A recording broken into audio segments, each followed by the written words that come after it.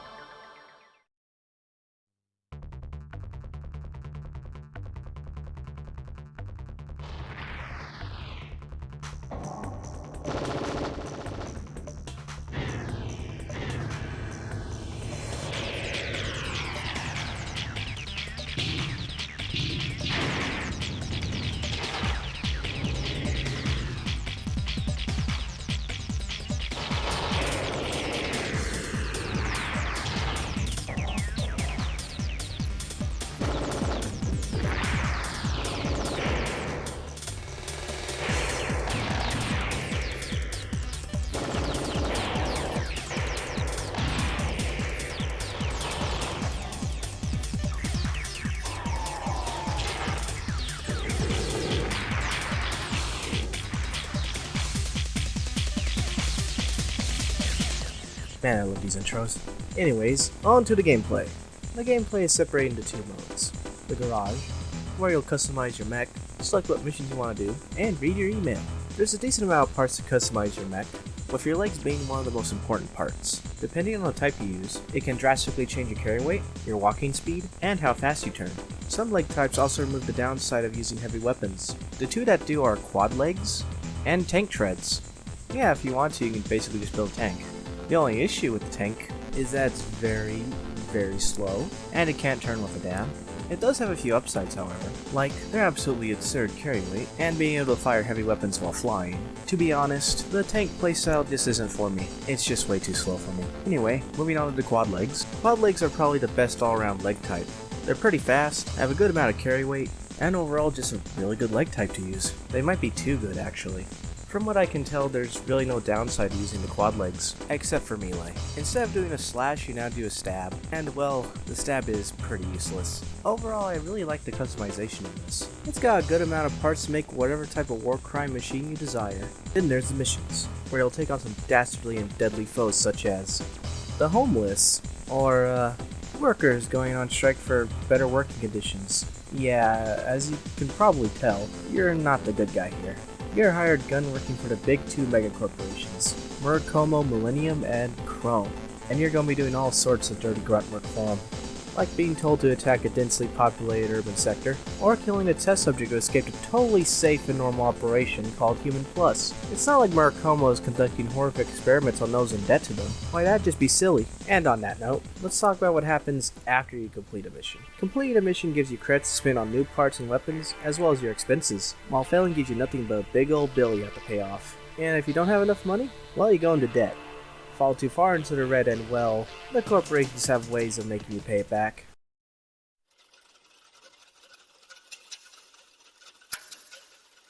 Is this the subject for our next experiment? Yes. His papers say he was a raven. Oh, so he took the usual route here. Seems to have piled up quite a debt. Must have dashed his dreams. But he will be reborn in this experiment. That is, if he lives. You have a point there. Let's get started. If you do happen to get organ harvested, you start all the way back at Mission 1, although with all the stuff you bought and an upgrade. Most of the time you donate yourself to the Plus project, you get a bonus. These upgrades can radically change how the parts work. Like how you can't fire a lot of backwoods on a move using most leg parts, you have to crouch first. This is ill-advised, as a lot of times standstill is a good way to get a one-way trip to the deck collectors. But with a Human Plus upgrade, you can shoot with at the same time, making them a lot more viable to use. There's also the upgrade gain of your carry weight entirely, allowing you to make some rather absurd loadouts. You do need to go through it 13 times to grab every upgrade, however, and sometimes you don't even get anything. These are really the only two issues I have with the Plus mechanic. I also felt that the mechs had a pretty good deal of weight behind them. Even the faster leg types, except quad legs, have a pretty weighty feel to them. I don't know if it was just me, but it felt pretty cool. On to the story. You play as a Raven, a freelance mercenary following a mecha called Armored Cores. You begin your career slaughtering the homeless and evicting squatters, but before long, tensions between the mega corporations will reach a breaking point, and each already have plans in motion to tip the coming war in their favor. Whether it's Murakumo's Human Plus project and its augmented test subjects, or Chrome's nigh uncontrollable bioweapons, and neither will give up without a bloody and costly war. And that's about it for the spoiler-free part. Go to here if you don't want any spoilers. Alrighty then, let's get 9-balling. From here on, the missions you can get quite, let's say, even more morally gray. Yeah, that works. You're already slaughtering the homeless and innocent factory workers, so it shouldn't be too big of a leap to release a bioweapon upon the populace and make a company look bad. Depending on what missions you take, one of the two corporations will get liquidated, as in they are turned into literal liquid by minigun. Now, you would think the game would end at this point. You'd be wrong. There's still 2 missions left. First up, we gotta check out an old military base, where the last remnants of that corporation you just deleted from existence might be. However, when you head into the base, it's completely deserted. Huh. Oh hey, it's an ambush. They even hired another Raven. Don't you understand? You are totally out of line. You are going overboard. Unfortunately for them, I've got this cool new gun called the Kurosawa.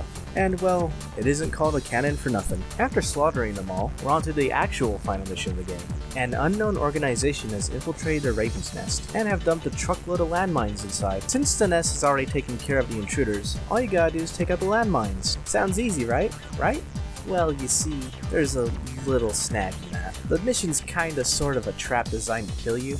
You see, you've become way too powerful to control at this point, and well, those who wield too much power are not part of the program.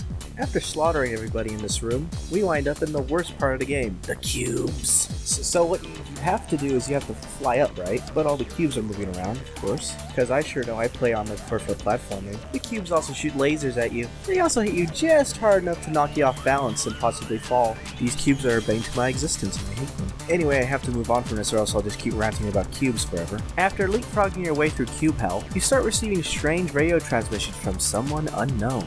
Resistance is futile. After going a bit further and dropping down the shaft, you find the number 1 Raven. Enemy ranking AC identified as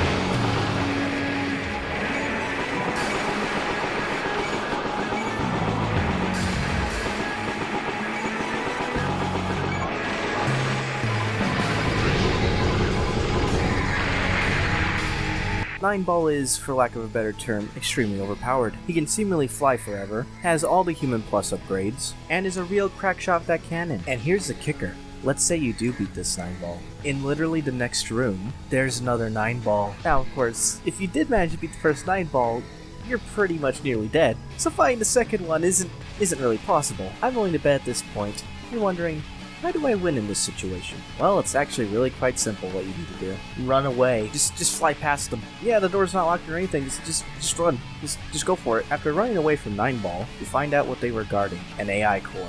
Turns out 9-ball was just a drone, puppeted by the AI. And as it turns out, the Raven's Nest, the corporations and all their wars, and pretty much everything you yourself did during the game, was all part of the AI's master plan to weaken the two corporations, destroy them, and eventually bring peace to humanity. All that sounds pretty nice actually. One small problem though, I have a Kurosawa.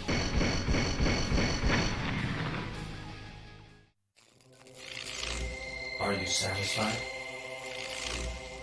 Do you want to destroy order? Destroy the world, is that what you want? We were needed. That's why we were born. People cannot live without order, even if it is a lie. Go on living, Raven. You or I. Which one of us was ultimately right? You have the right, the duty to find that out. And so ends Armored Core 1. Overall, a pretty bare-bones story, if you don't read the emails. And oh boy, there are a ton of them. Nearly all the world building and story beats are told to you through emails. Overall, I think Armored Core 1 holds up pretty well. The only major issues I have with it are quality of life, like not being able to see what stats changes for a part in the buy menu, and the fact for the most part the soundtrack does not play during missions. I mean, come on, the soundtrack is such a bop. Thankfully they fix this in literally every other game, and that's about it for issues actually. It's just a really good game. So, how can you get a copy of this rather great game? Well, you can always buy secondhand. Holy shit. You know what? Google's your friend. Moving on, here's some tips for newcomers to the Armored Core series. First off, sell your starting rifle and buy something else as soon as you can. The starter rifle is a goddamn BB gun. Literally any other weapon's better than it.